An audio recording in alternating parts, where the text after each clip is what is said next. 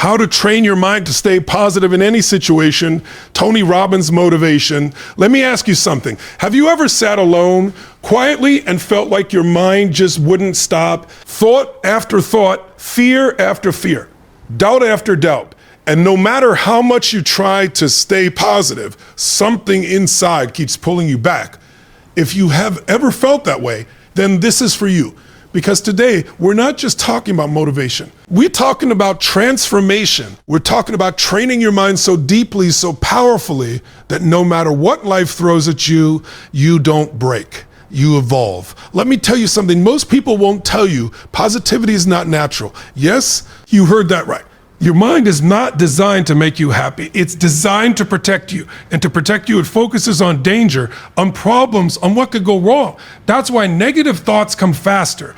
That's why fear feels stronger. That's why doubt sounds more convincing. So if you've ever struggled to stay positive, it doesn't mean you're weak. It means you're human. But here's the difference between people who stay stuck and people who rise above anything life throws at them. They train their minds every single day. Now let's go deeper, because when we talk about the mind, we cannot ignore something incredibly powerful, the emotional depth of a woman. Women don't just think, they feel deeply, intensely, beautifully. And for years, the world has tried to convince women that this is a flaw. You're too sensitive. Shit.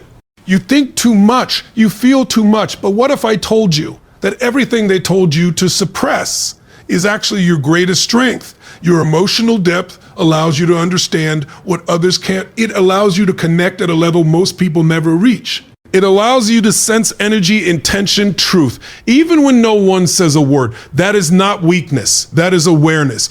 But here's where the challenge begins. If you don't train your mind, your emotions can start controlling you. Instead of guiding you, they overwhelm you. Instead of empowering you, they exhaust you. So the goal is not to become less emotional. The goal is to become emotionally intelligent, to feel everything but be ruled by nothing. Let me give you a powerful truth. You don't drown because of the ocean. You drown because you forget how to swim. Your emotions are the ocean. Your mindset is how you swim. So let's learn how to swim. Step one, awareness. You cannot change what you are not aware of. Most people go through life reacting automatically. Something happens, they feel something, and they immediately believe it, but awareness creates space. And in that space, you gain power. The next time you feel overwhelmed, stop and ask, what am I feeling right now? Why am I feeling this? What story am I telling myself? Because your feelings are not random.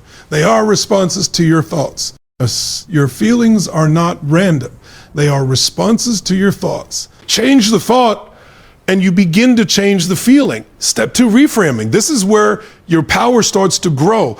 Every situation has multiple meanings, but your mind chooses one, usually the worst one. Why? Because it's trying to protect you. But protection without awareness becomes limitation.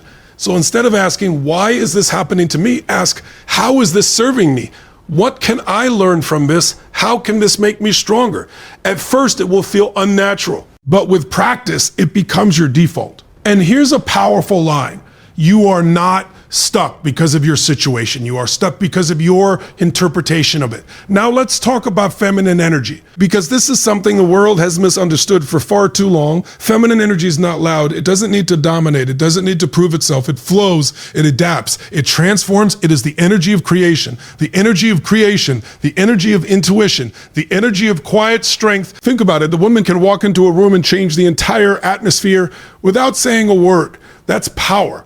Silent power. But when that energy is disconnected from a strong mindset, it turns into overthinking, into anxiety, into self-doubt. So your mission is not to change your nature. It is to strengthen your mind so your nature becomes your advantage. Here's another truth. Your softness is not your weakness. Your softness is your strength when it is supported by a strong mind, because softness allows you to love, to forgive, to heal.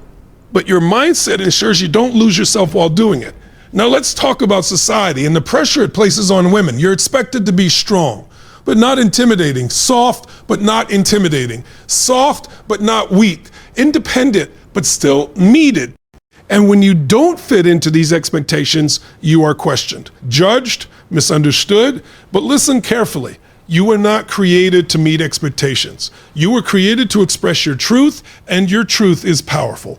Even when it's quiet, even when it's emotional, even when it doesn't fit into society's idea of perfect. Now let's go back to training your mind, because everything begins there. Your mind is like a garden. If you don't plant positive seeds, weeds will grow automatically. Fear, doubt, negativity. So what do? You become intentional about what you think, about what you consume, about what you believe. Start feeding your mind differently. Listen to things that empower you. Speak to yourself with strength. Surround yourself with people who uplift you, because here's the truth. Your environment shapes your mindset, and your mindset shapes your life. Let's talk about self-talk, because this is one of the most powerful tools you have, and also one of the most dangerous if used unconsciously. How do you talk to yourself when you fail? When you feel insecure? When things don't go your way? Do you say, I'm not good enough? Or do you say, I'm learning? Do you say, I can't handle this? Or do you say, I will figure this out? Those small shifts change everything, because your mind is always listening, and it believes what you repeat. Now let's talk about resilience, because positivity without resilience